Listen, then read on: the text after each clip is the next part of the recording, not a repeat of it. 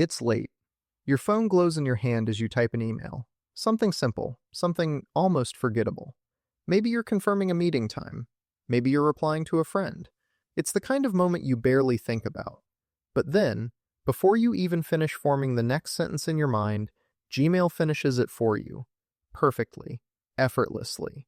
Almost as if it knows you better than you know yourself. And you pause, not because of the convenience, but because of the accuracy.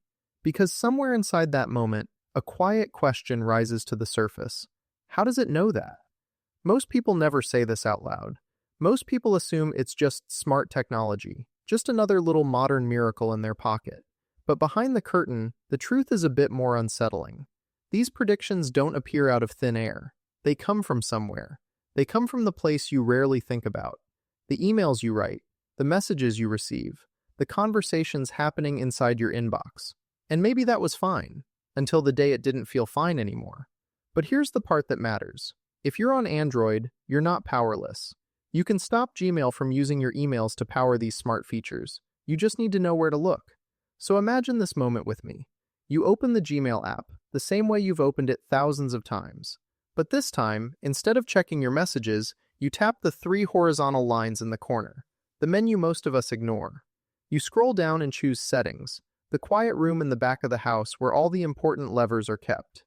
Inside that room, you pick the account you want to protect. Maybe it's your main inbox. Maybe it's your work account. Maybe it's that old email you still use for online shopping. Each one has its own rules, its own boundaries, its own little universe of settings you've probably never explored. Now you scroll, slowly, deliberately, until you find something most people never notice: smart features. This is the switchboard, the control center, the place where Gmail decides how much it gets to learn from you. These features sound harmless: Smart Compose, Smart Reply, package tracking. But they all have one thing in common. They rely on analyzing the content inside your inbox. You tap the toggle, off. And in that tiny motion, you reclaim something you didn't even realize you'd given away. But there's more, a layer even deeper.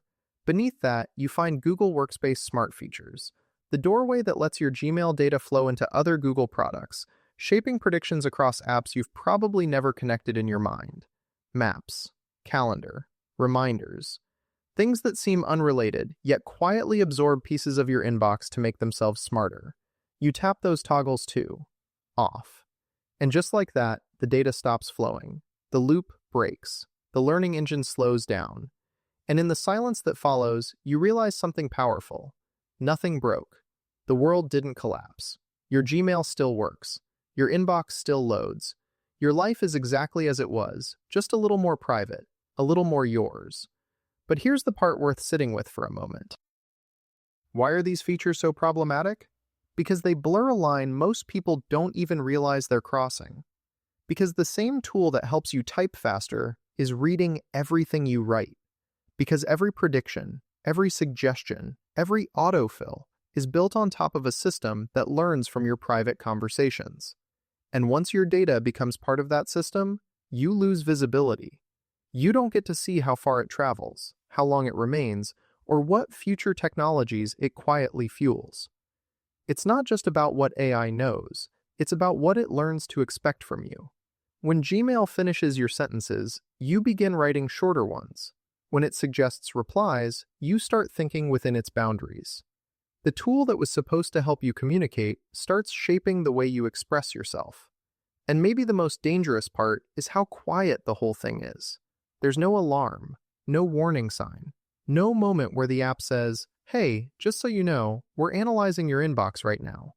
It just happens, silently, invisibly, conveniently.